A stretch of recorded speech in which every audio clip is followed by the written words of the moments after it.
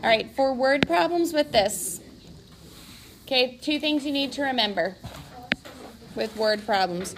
You need to tell me an X and a Y, what it represents. I typically just use X's and Y's for these to kind of help me keep stuff straight. I don't switch letters.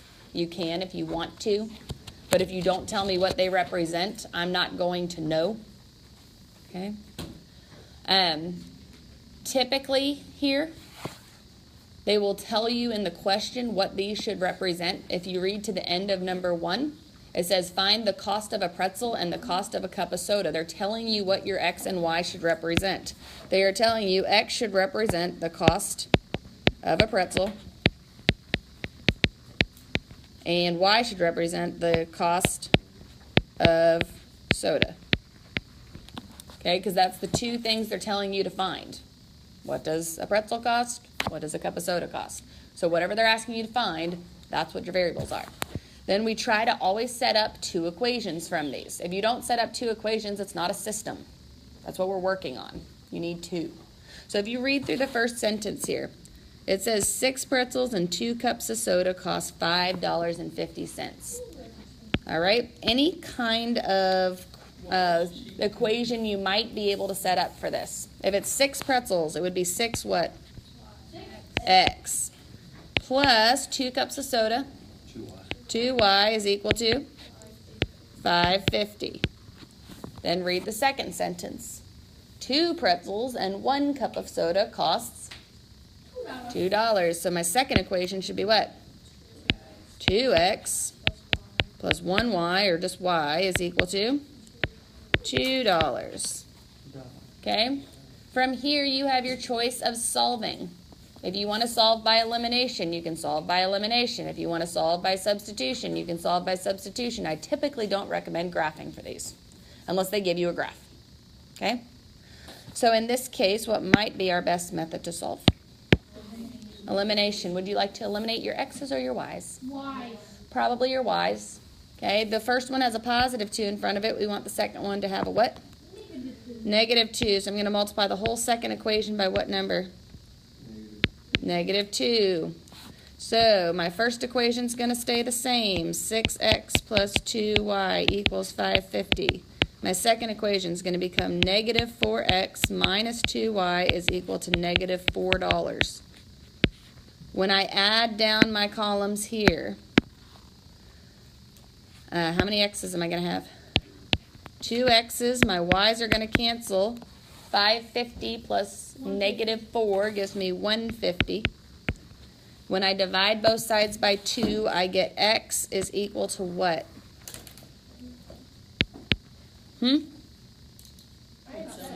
75 cents, right? Okay, so a pretzel costs 75 cents. Am I done yet? Nope. I got to go plug it back in. Where should we plug it back in? Probably this one. So I do 2 times 0.75 plus y is equal to $2. 2 times 0.75 is $1.50. If I subtract that from both sides, what does that give me? 50 cents for a soda. Yeah, you thought this was expensive. It's actually not. Any issues with that? I know. $3 to get a soda out of the vending machine. Question? Shh. Guys, shh. When we added down our columns here, 6x plus negative 4x is 2x. My y's canceled. 550 plus negative 4 gave me $1.50. Okay? All right, let's set up the second one. Some of these we're not going to solve them. Some of these our practice is just setting up because we know how to solve by elimination and substitution, or I trust that you do at this point. We're just going to practice setting them up. So take a look at number 2. If we read the whole thing, your family's planning a 7-day trip to Florida. You estimate it will cost $275 per day in Tampa and $400 per day in Orlando. Your total budget for the 7 days is $2,300. How many days should you spend in each location? This one is a little bit less specific about the actual question they're asking you, but if you read it, on, like, if you read it with intention on this, you can actually tell what they're asking you. They're asking you how many days to spend in each location. So what should my X and Y represent? Okay, what specifically about Tampa? Well, we got the cost. What's the question? How many what? Days. Say, so it should be days in Tampa and days in Orlando.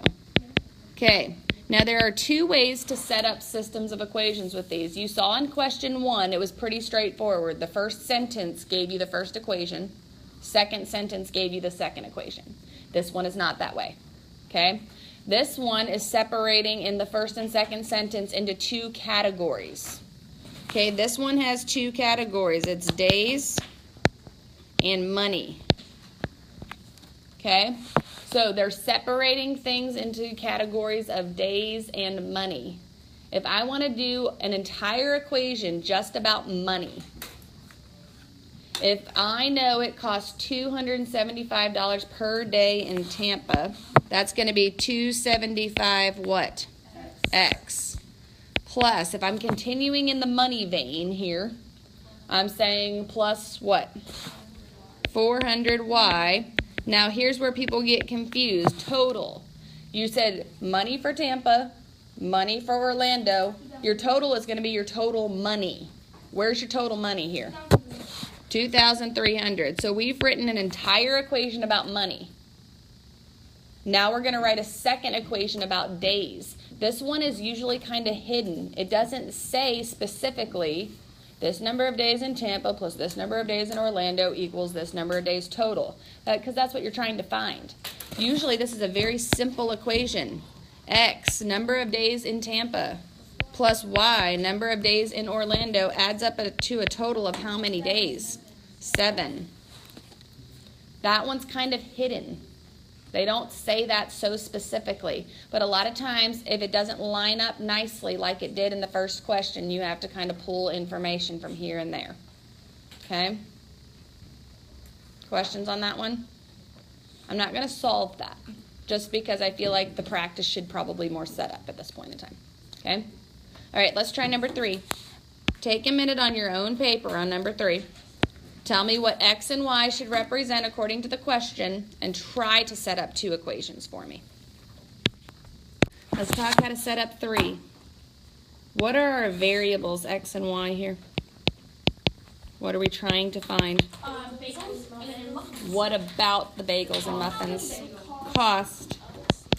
Cost of bagel and cost of muffin.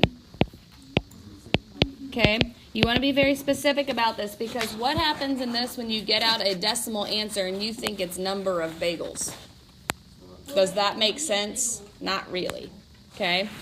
So in this case, your first equation should be what? 3x plus 4y equals 567. Good. Second customer pays 6. So we do 5 bagels plus 3 muffins equals 670. This is a good one for elimination, because you'd have to multiply both equations by something. There's no good answer to this, whether you should get rid of the x's or the y's. Okay, but for the sake of time right now, we're going to just set up some more. Okay, let's take a look at number 4. All right. Lily and Rosie are sisters. The sum of their ages is 19, and the positive difference of their ages is. Set up a system of equations involving Lily's age L and Rosie's age R, assuming Lily is the older child. So they tell us specifically here, L is Lily's age, R is Rosie's age. The first sentence tells us the sum of their ages is 19. What does that mean? Total. Sum means what operation? Addition. L plus R equals 19. Now this one has a lot of words in the second part of it. The positive difference of their ages. That means difference is what operation? Subtraction, it just means the answer to it is positive 9. So if you want the answer between the difference between their ages to be positive, you have to subtract older minus younger, right? So who did they say is the older one here? Lily. So I subtract Lily minus Rosie, and it's equal to what? 9. Okay, the difference of their ages is 9. Okay? Take a minute to solve this one. It's an easy one to solve. Check your answer against mine. Any issues with that? Easy one to solve? Well, what did you do? I did elimination. Yeah, you added them down their columns, right? Because the R is already opposite from each other. Oh, I Did you subtract instead? No, instead of 2L, I just put L. Oh, you just didn't add the L's together. All right, we're going to skip the next one and go to the back real quick to finish up. All right, this one has a nice old graph for us. We'll do 2 more and we'll be done. In number 6, Maggie wants to attend either Carnival A or Carnival B.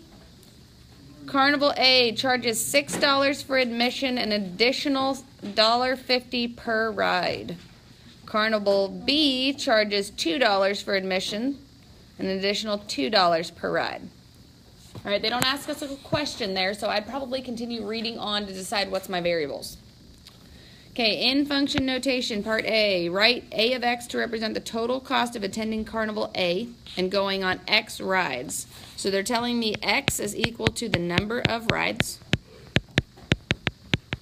Remember, anytime you see this A of X or B of X, that means the same thing as what variable? Y. Okay, so they're telling me Y is equal to what? To represent the cost, total cost of attending either carnival. All right, so if I want to do the cost of attending Carnival A, let's find the information about that. Carnival A charges $6 for admission and an additional $1.50 per ride. So here's my Y, my A of X for Carnival A. $6 for admissions. How many times do you pay that? Once. So it's $6 plus $1.50 per ride when what represents the number of rides? X. 150x. Okay, there's my first equation. If I was to write a similar one for Carnival B, it tells me Carnival B charges $2.50 for admission, an additional $2 per ride. So B of X is equal to, what would my equation look like for that? $2.50 plus 2x this time. All right, so if I would like to graph this now, let's review graphing. Purple equation. Where would I start graphing that? Up 6. 1, 2, 3, 4, 5, 6. If it's going up $1.50 a ride, that's going up 1.5 and over 1 every time. So you might have to do a little bit of estimation to draw these. So I go up 1.5 over 1. Up 1.5 over 1. So every time you hit a actual crossing block, you've gone up how many? Up 3 over 2, right? Because this first one was like in the middle. The second one is actually on this point there. Okay? So if I go, I can continue going up 3 over 2 to graph my entire line for the first one. The second one has a y-intercept of what? 250. So I go up 2.5 blocks for my y-intercept. This one every time goes up what? Up 2 over 1. So every time for this one, it's going to be on a half block. It's not going to be right on 1. Okay, so I keep going until my lines do what? Intersect. I'm almost there here. Looks like about there. This is not a great one for solving by graphing because of the half business, right? If I had to guess there, I would say that's over 1, 2, 3, 4, 5. I'm losing track. 1, 2, 3, 4, 5, 6, 7. Over 7. So it's about 7 rides that it would be the same. Okay. If you want to, however, we could pick a different method for solving this, right? If we don't think this is good for graphing, I could take my two equations here and I could set them equal to each other and solve for x. So if I take, and I'm just going to write this up at the top of the paper, the two equations, 6 plus $1.50x, 250 plus 2x, and I set them equal to each other, I can solve for the number of rides. What would I want to move there to solve? I need my x's together, probably, right?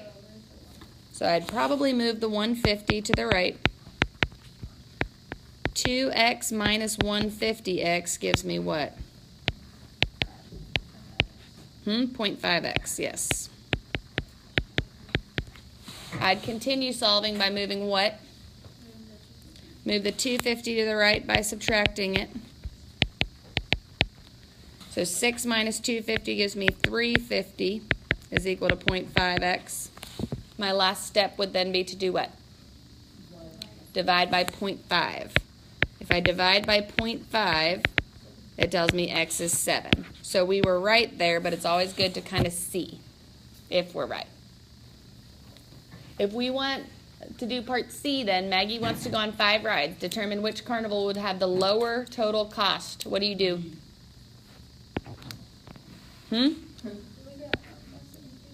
You can look at the graph. Where's 5 rides? Where do we go? Count along which axis? The x. The x is the number of rides. Okay? So if I go over to 5, 1, 2, 3, 4, 5, which one is going to have the lower cost? The purple line or the pink line? The pink one's still a little bit below on 5. Okay? If you don't know, how could you figure it out rather than looking at the graph? 5 rides is giving you an x value. What could you do with it? Plug it in. I could do 6 plus 150 times 5 and see what I get out. I could do 250 plus 2 times 5 and see what I get out. See which one gives me the lower cost. Okay? All right. The last thing we're talking about is 7, and then we are done. We're just going to set up our systems for this. Take a look at number 7. You're purchasing jeans and t-shirts. Jeans cost $35 and t-shirts cost $15. You only have $115 to spend and plan on purchasing a total of 5 items. What are we talking about here? What are my 2 variables going to represent? T-shirts and jeans. What about them? Okay, do we know how much they cost? Yes, so that's not my variable. This time it's what? How many? Okay, so it's number of t-shirts and number of jeans. All right, this one doesn't look to me like it's lined up nicely like it was in the other ones previously, right? So this probably means I want to write an entire equation about cost and an entire equation about number of items of clothing that I'm buying. If I was to write one equation about cost, how could I start out? Okay, 15x, because t-shirts cost 15, plus 35y is equal to 115, because that's the total money. If I want to do items total this time, my second equation is just going to be x plus y is equal to 5 items total. If I had to do this one, would I solve by graphing? No, I would not. I would probably solve by elimination here. Okay? Or substitution, one of them. All right, but for now, setup is good on that one. We're gonna call it a day there, okay?